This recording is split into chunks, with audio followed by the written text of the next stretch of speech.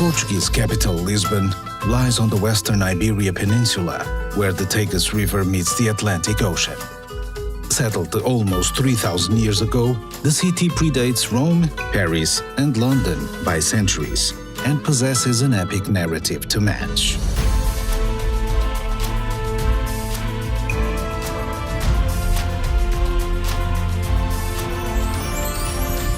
From its early days as a Phoenician outpost to its expansion into a 16th century trading giant, from the Great Earthquake of 1755 to its glorious reconstruction, Lisbon has long been a city of shifting fortunes. For much of the 20th century, the city floundered, but the winds of fate have again shifted in Lisbon's favor. No longer a place of faded glory, 21st century Lisbon is again a place of possibilities. This is a city whose journey has forever been tied to the sea. So it's not surprising that many of her most important landmarks can be found along the waterfront. Rising from the banks of the Tagus River, the fortified elegance of the Torre de Belém stands as a reminder of Portuguese prestige and power in days of old. Just upriver rises the Monument of the Discoveries, which celebrates the nation's most revered seafarers, such as Prince Henry the Navigator, Vasco da Gama, and Ferdinand Magellan. Climb to the rooftop and look down upon the Mapa Mundi below, which charts the routes and discoveries of Portugal's intrepid mariners. Nearby, continue your voyage into Lisbon's seafaring past at the Jerónimos Monastery. Vasco da Gama spent his last night in prayer on this site before departing on his epic voyage to the Orient in 1497. The vast monastery that stands today was funded by the incredible wealth that the Gama's spice route brought to the city. This vast monastery complex is also home to the city's Maritime Museum, which preserves relics from Portugal's golden age of sail.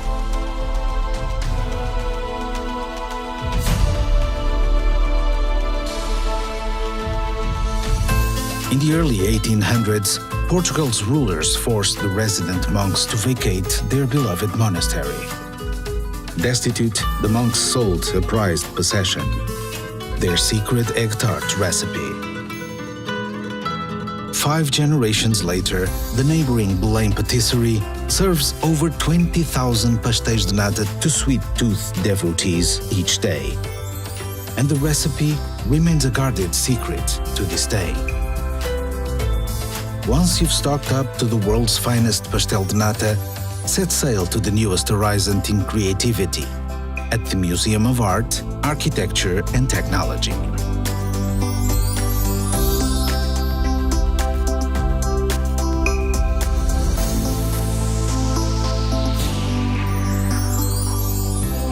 Further upriver, the Portuguese love of the sea continues at the city's acclaimed Oceanário, where hundreds of species glide by in a celebration of a global ocean.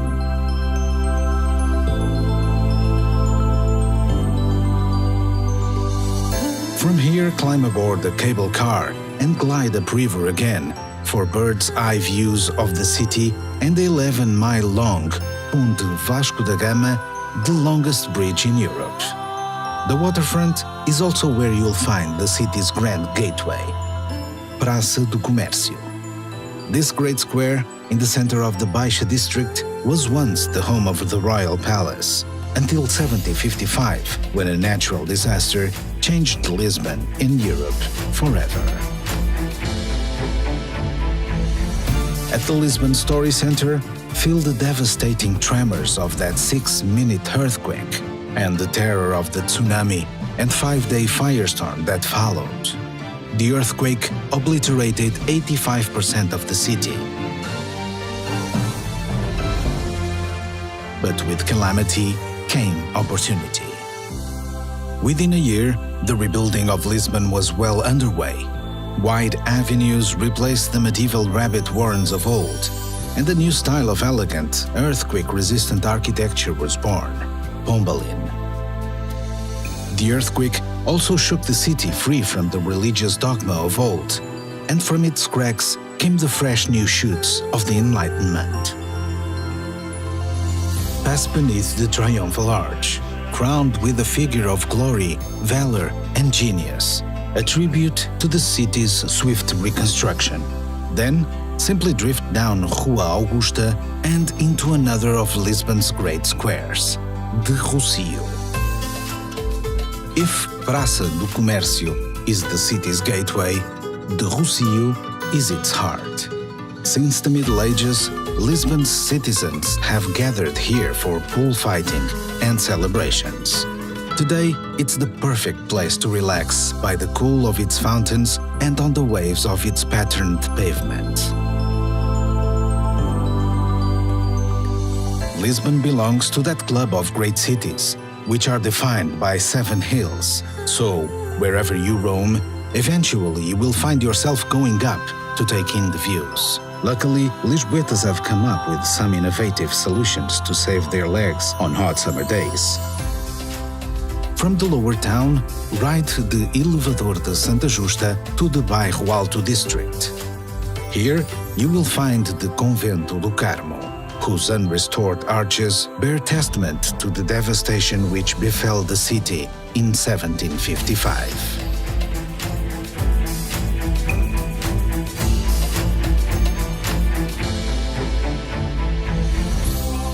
Climb aboard Tram 28, which passes some of the city's most iconic sites. Then, from Portas do Sol, make the climb to Castelo of St. Jorge. From high on the battlements of this 11th century Moorish citadel, the red-tiled roofs of Lisbon spread out before you, stepping down to the lower town and the blue Tagus beyond.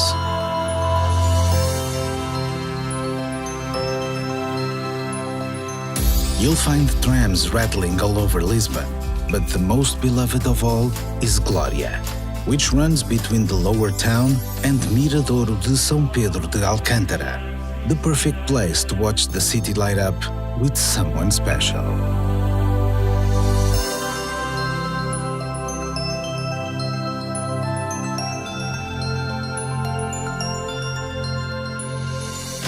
Although the great earthquake reduced much of Lisbon to rubble and ash, the ancient suburb of Alfama was spared. Lose yourself amid the ancient cobblestones and steps, where cafes, bars, and artisan shops have taken residence in the dockworkers' homes of old. Yet, the area still retains its village atmosphere, especially during the midsummer festivals, when over 50 street parties pop up all over the city.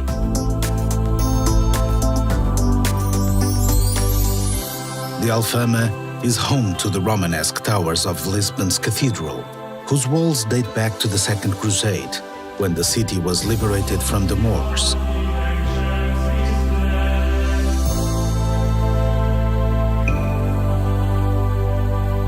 If the stones of Alfama could sing, then surely it would be the bittersweet lament of the Fado. At the Fado Museum, discover the traditional song of Portugal, which originated in the bars and laneways of the Alfama. Then, as the sun gets low, join locals in a Fado bar and listen as professional and up-and-coming fadistas sing the heart-rending stories of the working class and the sea.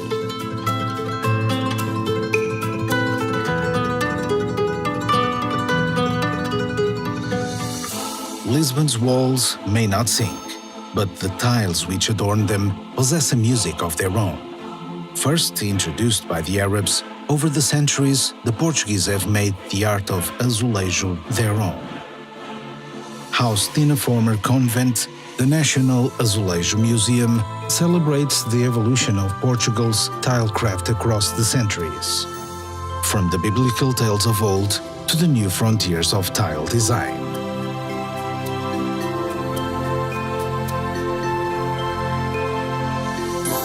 You'll find azulejo at every turn in Lisbon, from the practical to the purely decorative. But to see the Sistine Chapel of tiles, head to the city's north, to Fronteira Palace.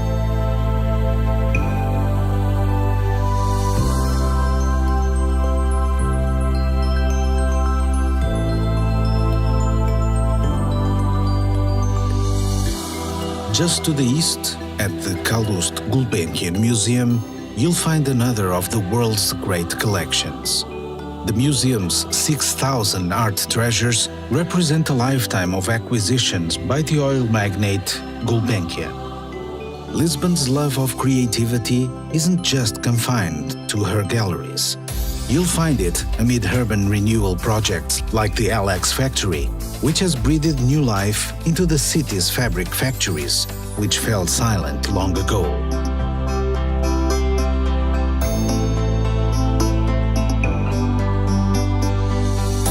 You'll find creativity on the communal tables of the Mercado da Ribeira, where some of the city's most innovative chefs and brewers reinterpret age-old traditions.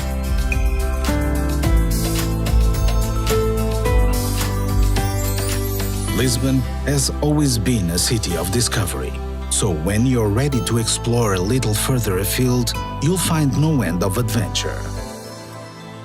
Less than 20 miles west of the city is Cascais, an ancient fishing village that was woken from its slumber when Lisbon's nobility discovered its golden bays in the late 1800s.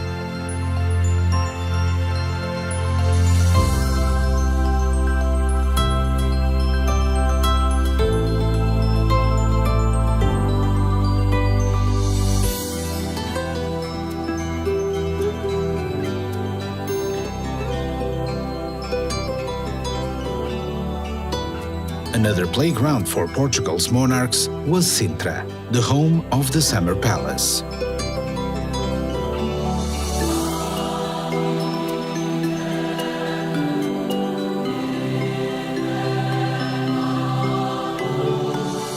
A half-hour drive to the northwest of Lisbon, Sintra is more than a weekend destination. It's a journey into a fairy tale. Hans Christian Andersen fell under Sintra's spell, returning time and time again, calling it the most beautiful place in Portugal.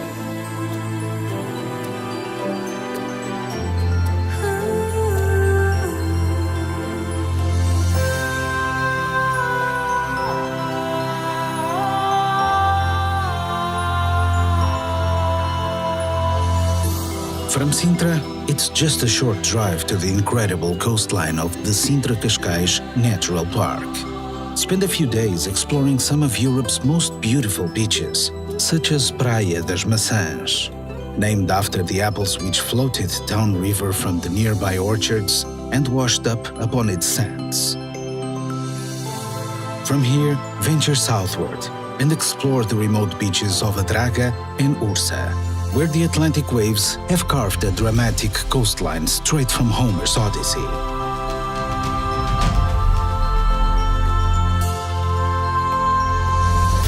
At Cape Roca, stand upon the cliff top, which until the 14th century was considered the end of the world. Here, on the westernmost point in mainland Europe, 400 feet above the pounding Atlantic, it's easy to understand how Lisbon's seafarers were drawn to see what lay over those far horizons.